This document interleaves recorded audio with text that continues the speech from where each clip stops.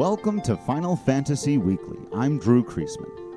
And I'm Ira Kreisman. And on this episode, we'll be wrapping up our discussion about Final Fantasy IV with a particular focus on its overall artistic merits. But first, before we do that, because it's been a big, long game, a long journey, much like the adventurers themselves to get to this point, number of episodes we've spent here on Final Fantasy IV. Of course, there were going to be some omissions. So, oh, brilliant, brother.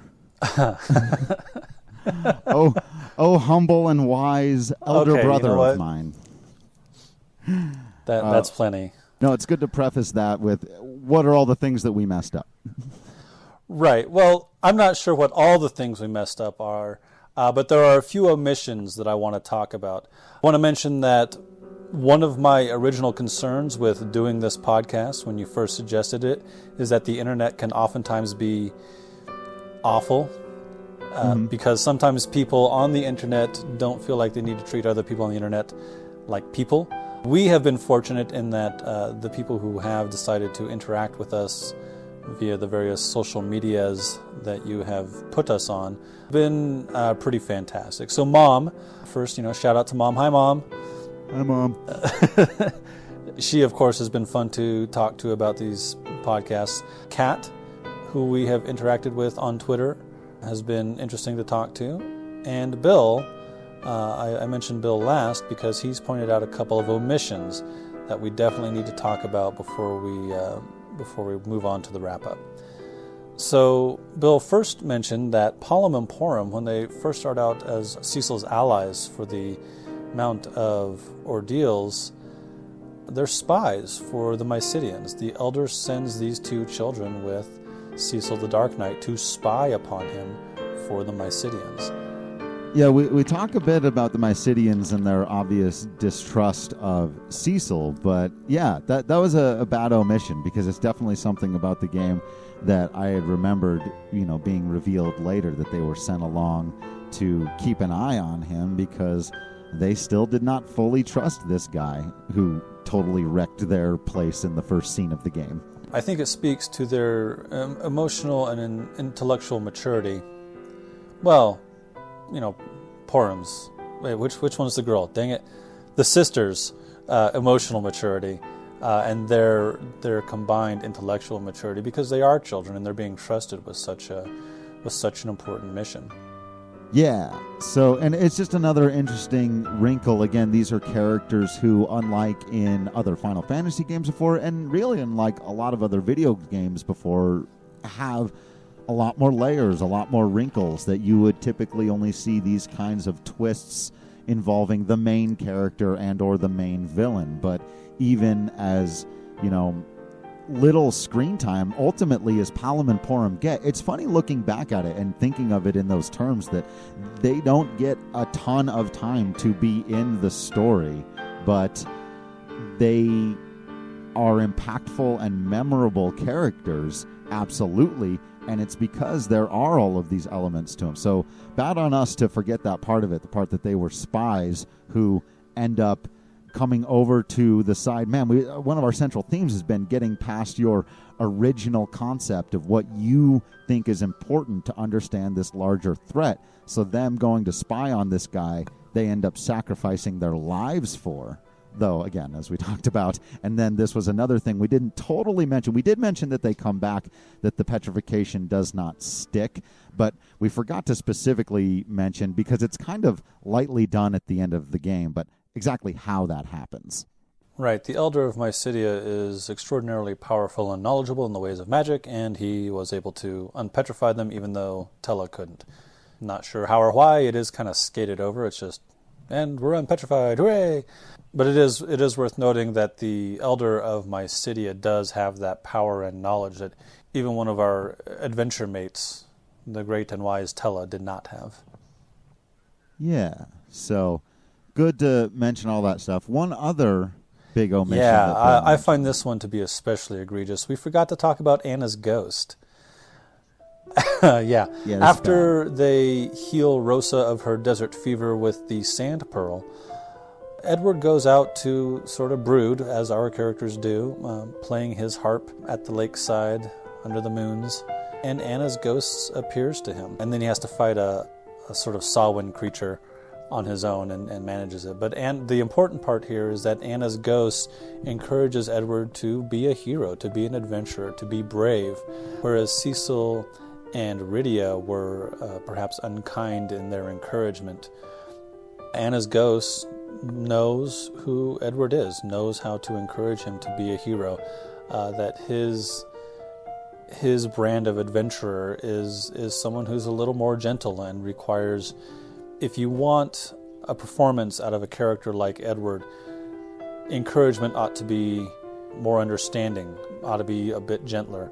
And she manages to do that. And I find this particularly egregious on our part as an omission, because we have talked about how sometimes characters are not always kind to each other, and that sometimes the aggression or the aggressive characters are the ones who are more lauded than the more passive characters, and this goes to undercut that particular observation. So I think it's important to recognize Anna's ghost and her part in all of this. And it further goes to one of our previous observations, in that speculative fiction can do things that non-speculative fiction can't necessarily. There could have been a lot of ways for Anna to talk to Edward from beyond the grave. You could have had a letter, you could have had a memory, but because it is speculative fiction, we get to have actually Anna come back from the dead and talk to Edward. Yeah, and like we were talking about at the end of the plot episodes, is that takes the human experience to the extremes. It makes those emotions that much more heightened, because in real life, yeah, you'd be reading a letter. But what this made me think of was actually one of the things that we brought up as a contrast to speculative fiction was West Wing, one of our favorite just character dramas that tends to not have anything outside the realm of what can actually happen. Except there is a ghost scene in West Wing. Plot spoilers for a show that took place years and years ago, and maybe it's just an extraordinary hallucination, but the president has a conversation with the ghost of Mrs. Landingham.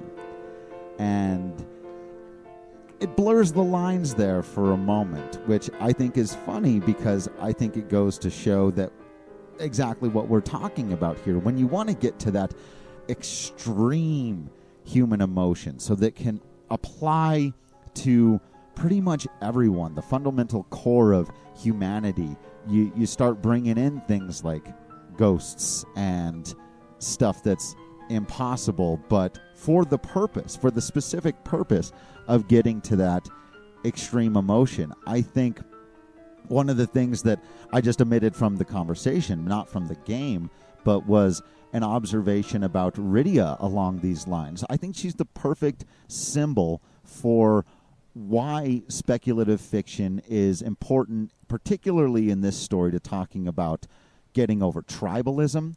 For, her entire tribe has had a genocide committed against them, except for her. So, not a possibility, but an idea we understand, because genocide is a real thing. Because this happens, she gets to embody something that we've all felt, being alone. Feeling secluded, feeling like you don't fit in. And an extreme version of xenophobia that people might feel toward those who can summon monsters or can do magic. There's so much about her, even the fact that she goes from a little girl into a grown woman, not something that's possible without speculative fiction. In the time frame that this story takes place, everything that happens to her from her very first scene to her last is impossible, but she stands as a symbol for what we've talked about over and over again. This game is about getting over tribalism, and she is the one who has to do that because she has no tribe left. But she could take the other route and decide, why should I help the people of this tiny blue planet? Why do I care? They've massacred all my people. Who are my people? Who am I fighting for? Yeah, she could have easily been a character who, I think we've mentioned this before, who could have become the bad guy or a bad guy because of what happened to her, and why should she care about anybody else? Or she could have just gone off and lived on her own. She could have made a place for her somewhere on that planet. where nobody else could bother her, or she could have stayed in the Fey March with the monsters. But you're right, she had to get over her tribalism and choose to help people in general. Right. And I think just the way that, how she serves the story is a great example of things you cannot do without fantasy and or science fiction that really do get at some big ideas and some important themes. I also think as more of a storytelling mechanism that the Kingdom of Baron is a perfect red herring. We talked about why not conclude the story with it just being, Golbez was kind of the bad guy, and then you stop him, and you stop the bad kingdom from doing the bad thing, which is a story in lots of fiction and can be riveting, absolutely. But I think the fact that the Kingdom of Baron is a red herring, that they end up, it's like, no, it's not the kingdom that's evil.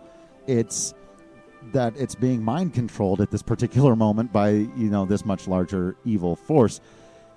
And if you have the conclusion of your story be just, well, the bad country was taken down and now it's being ruled by good people, you've missed the point. You're not driving home a theme about why tribalism is bad. You're just, furthering the way things were. So I think that in particular is like you're led to believe throughout most of the game that your enemy is the Kingdom of Baron, or more specifically, that your enemy is Golbez. And in the final fight, Golbez fights on your side. Right. Really driving that theme home. That might be undercut a bit. Well, no, it's not. I was going to say that might be undercut a bit because then it becomes about the Lunarians versus the humans, but it's not even that, because Fusoya and Kluya are clearly on the side of not committing genocide. So I think you're right. The Kingdom of Baron is a good red herring because it almost becomes about tribalism against one particular king and kingdom, and it turns out, nope, we all just still need to work together. Speaking of Kluya's role in all of this, that leads us, I think, directly into another thing that we talked about a bit. We talked about how these types of stories and how Final Fantasy particularly does this on purpose, but they tend to mirror ancient folklore, the oldest stories that we know.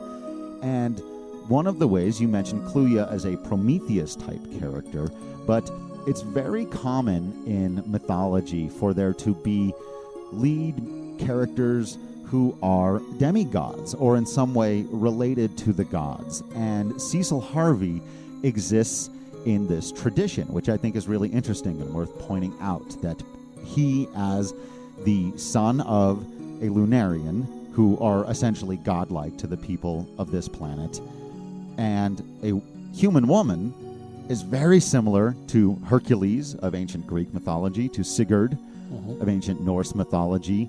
These characters who a lot of their trials are in discovering who they are, overcoming, in some ways, their demigod nature, forging their own new path because they are both one thing and another, and that these characters tend to be really good at reflecting what we've talked about, yin and yang of human nature. And that's the fact that Cecil works in that tradition of characters I find really interesting and compelling. Another character from Final Fantasy who works in that area, who we'll talk a lot about when her game comes around, is Tara Branford. She also is the daughter, or the progeny of a metaphysical man and a human woman. Maduin of the Espers, her father, is the deity-like character, and her mother, named Madonna, which we've mentioned before, which I'm pretty sure means she's the Jesus figure of that story. Yeah, and she runs through a lot of these same ideas. Who am I? What does it mean to be half of one and half of the other? And then she has a whole nother speculative fiction line where she's got to deal with her memories or her emotions having been dampened for much of her life. So yeah, it's always an interesting way to examine humanity through the eyes of someone who is raised a human but with the powers of a god. Right. And I think that's just another way of recognizing that these stories are purposefully tied to those ancient myths. And that tells us that at their core, there is supposed to be moral and central themes, because that's what those stories were about. They were about teaching people about the world and about understanding the world around them. And that's really what Final Fantasy games are about. And especially this one, I think, took a huge step in that direction, which I think leads us now to our big conversation here, something we've done with each of the other games, breaking this thing down. And again, remember, we're not analyzing it as much as a video game. That too, because that's what it is. So we obviously are taking that into account, but we're thinking of it more as a piece of art. How does it succeed in 5 different categories that we've laid out before? It's cultural commentary, its impact on the industry, how well it's crafted, its cultural impact, and its flaws.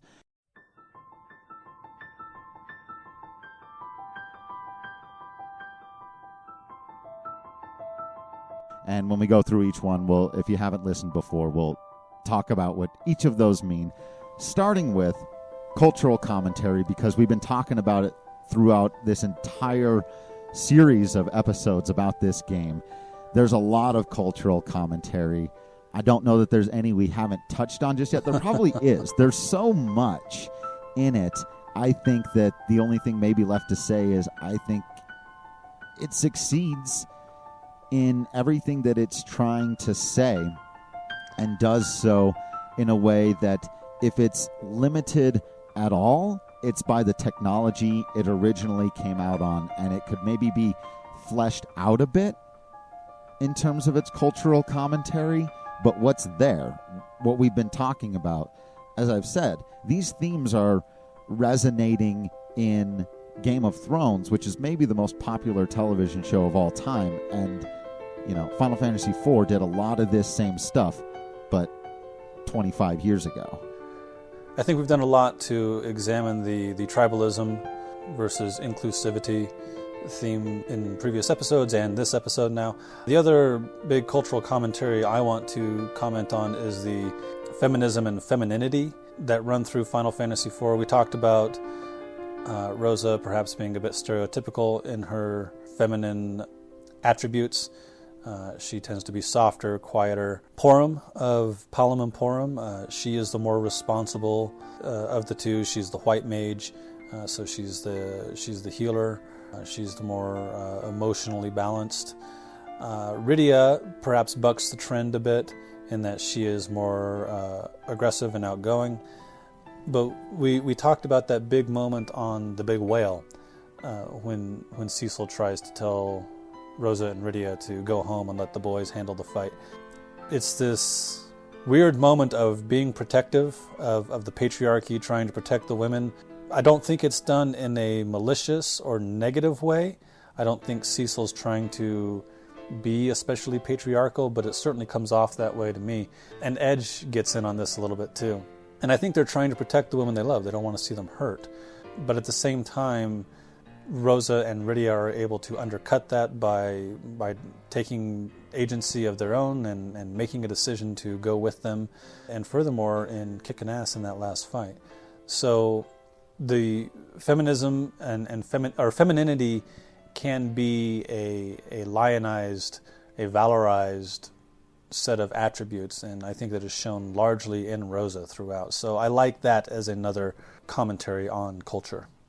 Agreed. And again, one, I think they succeed by striking a nuanced balance. Again, our friend Bill wrote in saying, I'm not so sure that it's fair to say that Cecil's being chauvinist because he really cares about them. And this is one of those things where we all know how much on this podcast I love my definitions of 2 different words to make a distinction like this. But I think that's the fine line between being a little bit chauvinist and being a sexist. Right. Cecil is not a sexist. He clearly has respect and love for these women. His desire to protect them and therefore assume that they cannot protect themselves is a bit chauvinist and needs to be pointed out to him, and is done so in a way that it allows our hero to be vulnerable and imperfect, and it allows the female characters their own agency to say, screw you, I don't care if you are about to be the savior of the world, you don't get to tell us what to do. It's done exceptionally well. I think as I've said, I think a few times on this podcast, one of the reasons why this game was received and celebrated as much as it has been over the years. In fact, let's get into that point. The second on our list here, industry impact. One of the ways that you can sort of measure this is in just looking at the landscape of role-playing games after it. This game, especially the active time battle system and the inclusion of serious, mature themes in role-playing games and characters, deep character casts of nuanced and interesting people, this was kind of the start of that. One of the things that I think is most interesting here is that, so Final Fantasy IV, as we talked about at the very beginning of the conversation, is listed on a lot of top 100 lists, sometimes ranking as the highest Final Fantasy game of all time, sometimes ranking in people's top 10 video games of all time. When it came out, it was highly rated. In fact, the overall average for its Super Nintendo score was an 87, according to Game Rankings. EGM gave it a 32 out of 40 at the time. Famitsu gave it a 36 out of 40 at the time. Because, as I have discovered, they have 4 different people rank it out of 10. So Famitsu's panel of 4 gave it ratings of 9, 9, 10, and 8, adding up to a score of 36 out of 40. If you're thinking, wow, that's not even that close to being a 40 out of 40, that was the second highest score for any game Famitsu gave out that year, only to The Legend of Zelda: A Link to the Past. On the Super Nintendo at the time, GamePro did give it a perfect 5 out of 5 score. GameSpy gave it 4.5 stars. And then you've got some Game Boy Advance scores that was generally well received on that as well.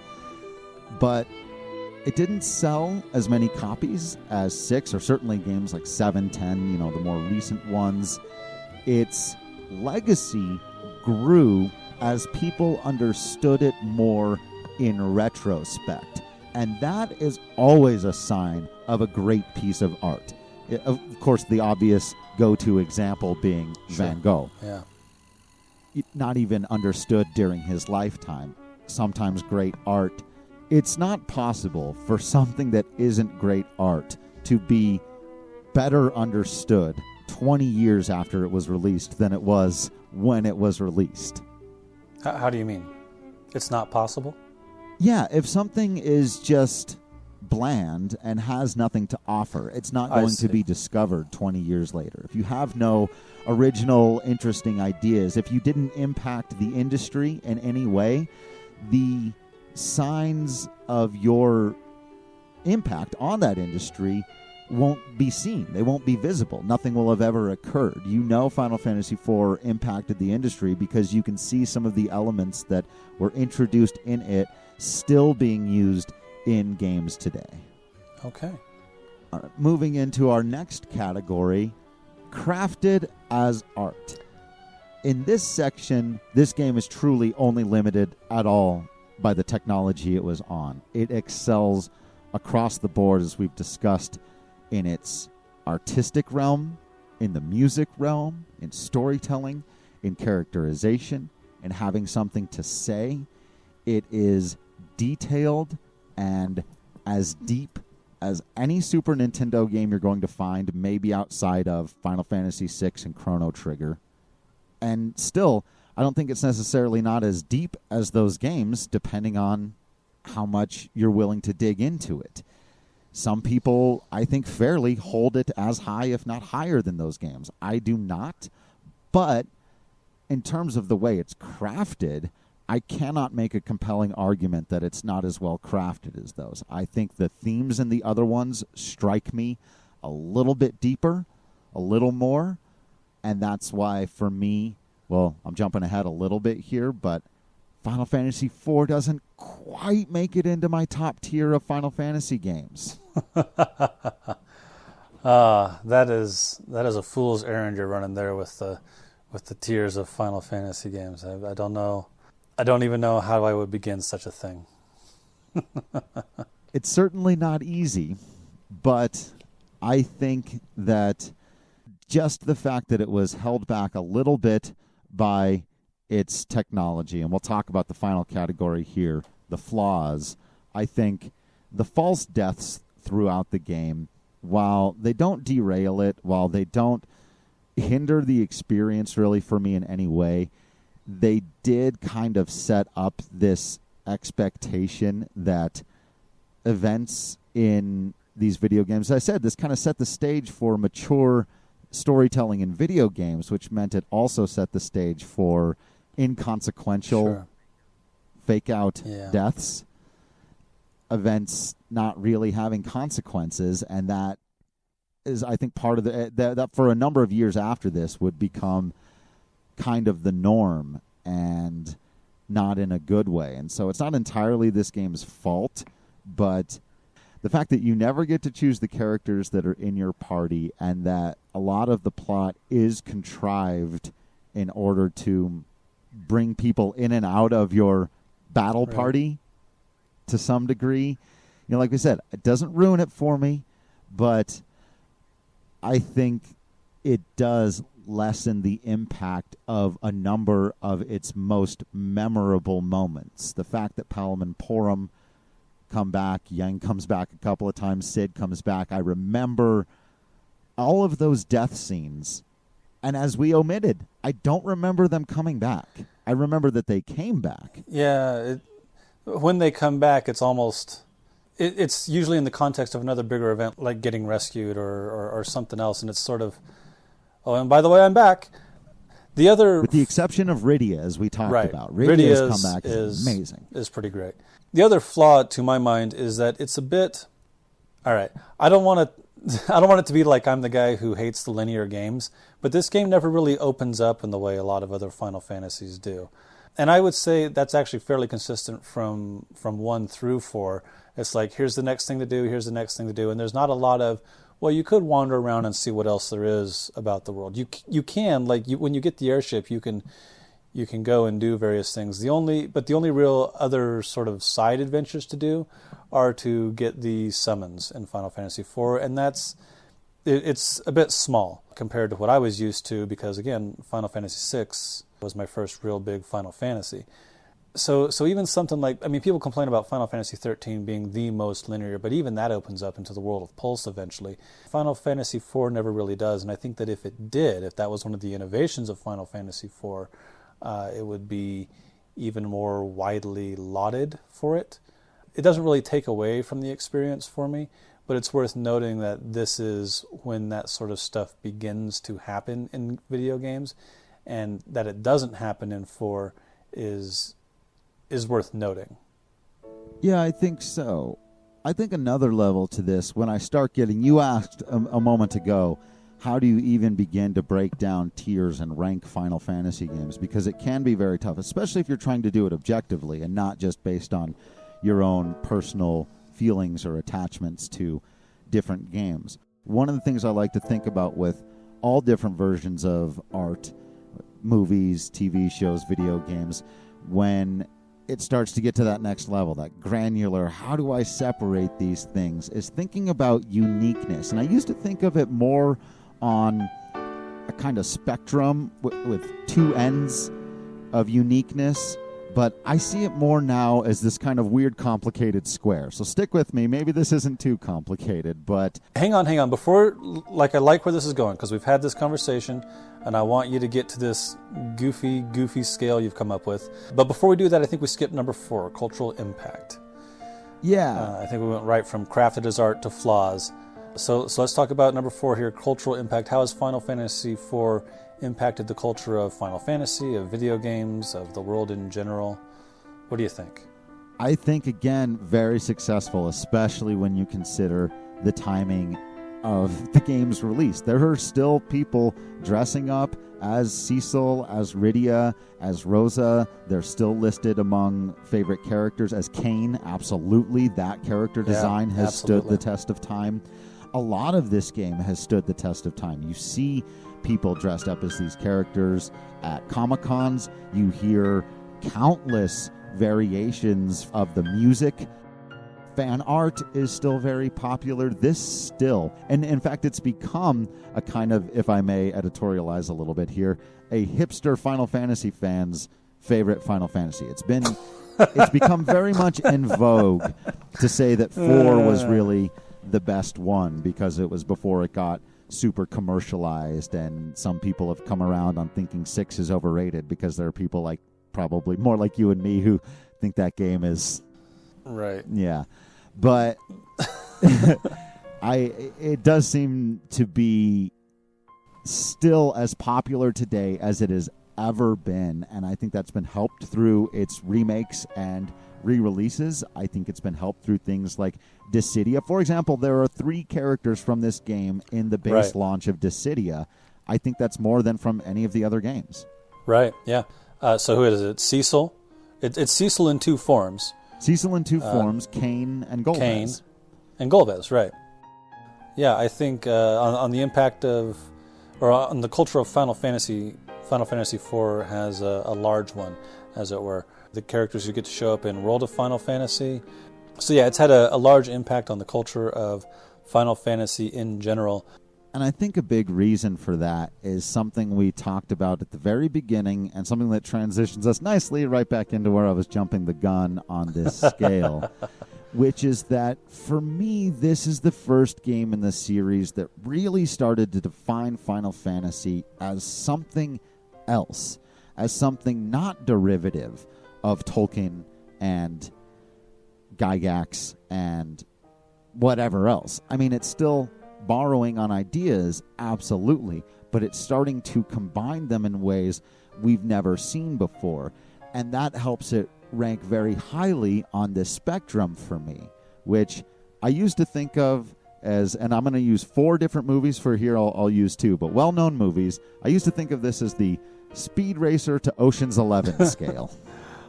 I love that. You are such a dork. I know, right? People go, what is he talking about? Well, to me, Speed Racer is compelling almost entirely because of its uniqueness. Now, I happen to enjoy that movie for a couple of personal reasons, but I think it's fairly... The fighting cars, man. Fighting cars. It's so cool. But right, getting to that point, I like to every once in a while say to myself, is this something I've never seen before? Show me something I've never seen before. And while Speed Racer doesn't have the best writing and the best acting and, you know, certain structural plot elements that tend to make for great filmography, it is still, to this day, an experience I can't get anywhere else. And that's one of the reasons why, though I would never objectively rank that movie super high, I'd probably have to max out, if we're thinking, I mean, roughly here on a scale of 10. I know this stuff is always weird, but like a 7 if I'm trying to be objective. But on my own personal scale, it might be a 9 or a 10 just because I can't get fighting cars anywhere else. Right. It's so wild, and the colors and the artistic output is just incredible on that film. Right.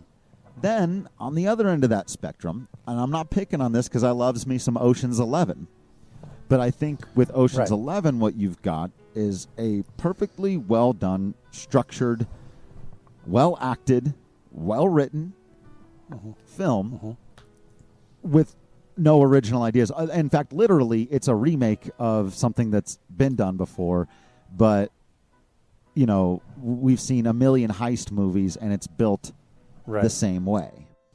Right. It is the epitome of a heist movie. It takes the heist movie and it gets some very charming gentlemen to play the leads, and it does it extraordinarily well, but we've seen the heist movie a gazillion times, and it tops out perhaps the heist movie scale, but it is still just a heist movie, the uniqueness scale. Right. Then I thought maybe I'm being a little bit unfair because still no one's handing Oscars to Ocean's 11 either. It's just, I think we can all agree it's well executed, but it's not even necessarily going for great. I think a better example of something that is exceptional but still lacks originality, so a fourth corner of our spectrum, or a third corner, of our spectrum now, is the film The Departed. I think that film excellently acted, written, directed. The music is fantastic. The structure is nearly perfect. But there's nothing in that movie that I haven't seen before in Goodfellas or The Godfather or a number of other crime dramas, The Devil's Own. There are a million movies I can think of that work in that way. The Departed and or maybe like The Godfather are just the best. Right. So they top out the scale of the crime drama. Right. Genre, as it were. And I think... Even though they throw President Bartlett off a roof, you're saying on a uniqueness scale, it ranks fairly low. Indeed. But still, I think fairly is deserving of its accolades in some ways. I think sure. What always ends up standing out more to me is the fourth pillar of this idea, which is when something is so expertly crafted, but also carries a ton of ideas of its own, gives you a unique experience. And the example I'm going to give is Blade Runner. I don't know that it was as lauded at its time as The Departed was at its, and I think that's a commentary we've been making regularly about the merits of speculative fiction, and I think the wider world is getting more and more used to the idea that speculative fiction can be considered great. But I think thinking about it in these terms really helps, because you come to understand that it shouldn't just be about something that is really well done if it has no original ideas. Final Fantasy IV exists closer to that Blade Runner end of the spectrum because it's really well crafted, and it has a lot of great ideas, and it's an experience that is unique unto itself. A traditional fantasy setting where a spaceship shows up and you go to the moon. Can you imagine if Aragorn and Gimli and Legolas discovered a spaceship? That's tough to discover that working. But this game, you can't argue it doesn't work. We've run over the numbers. It might not be your cup of tea, but there's no objective way to look at this game and be like, it's broken. It's really bad. This is terrible. Of course it's not. It wouldn't be celebrated this way if it was all of those things. So to pull off a shift that would be relatively equivalent to the Fellowship of the Lord of the Rings discovering a spaceship and make it work, that gets you high on the Blade Runner end of my spectrum. I might need you to draw a picture, because while I think I understand, you and I have only talked about it, over the phone and on the podcast now. Yeah, we might need a picture that we can put on our various social medias to be clear where we're plotting these four pillars of spectrum. Right, and the funny thing is, I think you can be at any end of that spectrum and be a really quality experience. I think, and we talked about this just a little bit before we came on, but I think the place you want to avoid is being in the middle.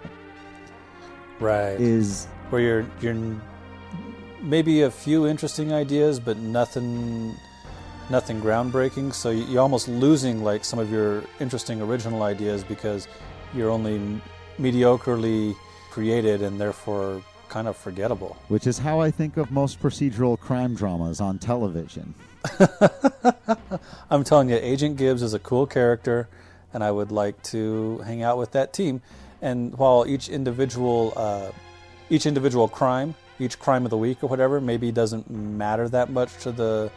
It is all about the characters. And so, Dan Harmon's a cool actor, and Agent Gibbs is a cool character, and Mr. Monk is a cool character, and Magnum P.I. is a cool character. But you're right. That's where they get their uniqueness, is if their main character is compelling enough, because it's not in their plot or themes or structure. Right.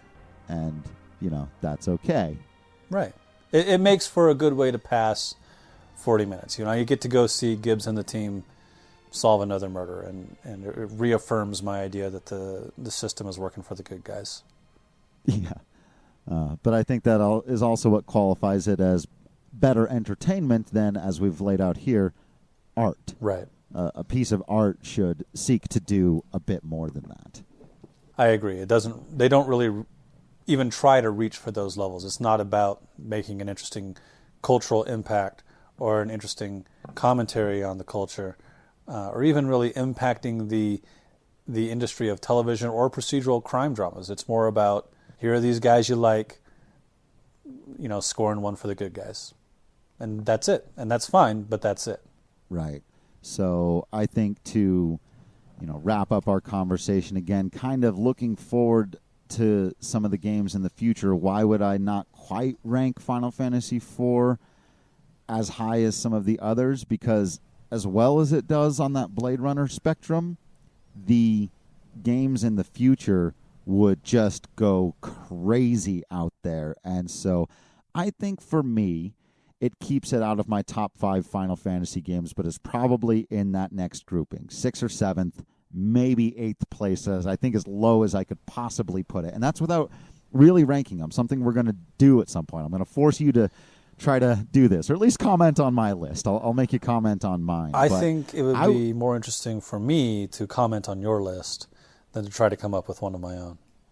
But I do think, if I were to ask you right now, off the top of your head... Oh, for goodness sake. Don't you think Final Fantasy IV would be in your top 5?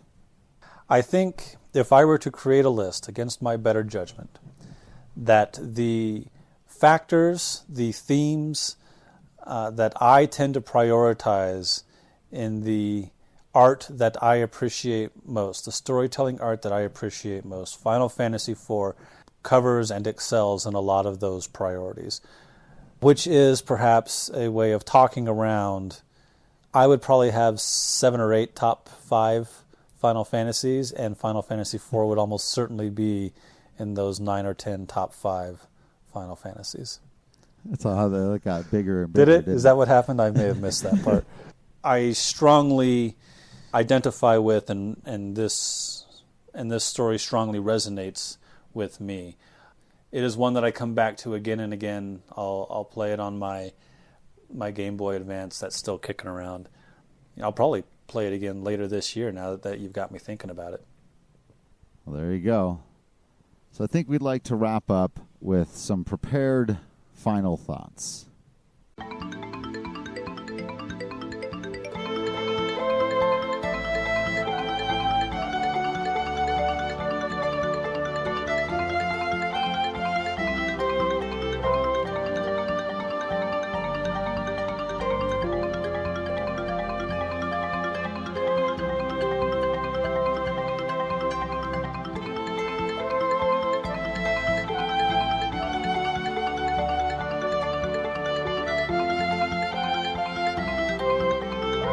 Final Fantasy IV is a unique story that would be lauded if it was written today. It takes a bold risk in its conclusion, which could be seen, and often is, as a tonal mistake. But even very few who would take issue with that risk would claim it derails the entire experience. A number of other elements resemble those often used for cheap storytelling: mind control, prophecies, fake-out deaths, but instead each serve a broader, complex theme that reflects human nature and society. Our heroes wrestle with inner darkness and newfound light, only to have their perception of their existence obliterated and the meaning of their lives called into question. A little girl with a traumatic childhood becomes a powerful young woman with the aid of the gods, serving as an ambassador between human and monster. A coward becomes a great king when he learns to sacrifice for his friends. A renowned warrior puts aside vengeance to work alongside those responsible for the destruction of everything he loved in order to serve the greater good. Wise and skilled wizards find that they too have something to learn. And all the people of a tiny blue planet use their love of friends and family to come together instead of tearing each other apart.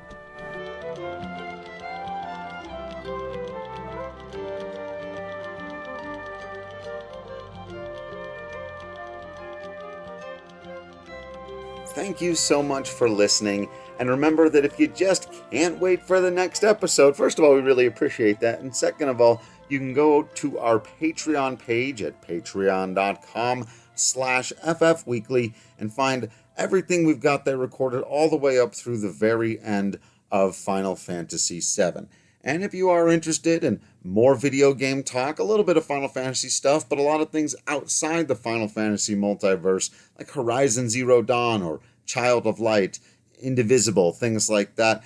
Also, I've got a professional wrestling podcast, talk Star Wars and MCU and DCEU, also with my brother. Ira and I are going through the entire DCEU and battling each other over those films. So if that's something you think you might be interested in, head over to patreon.com dcproductions.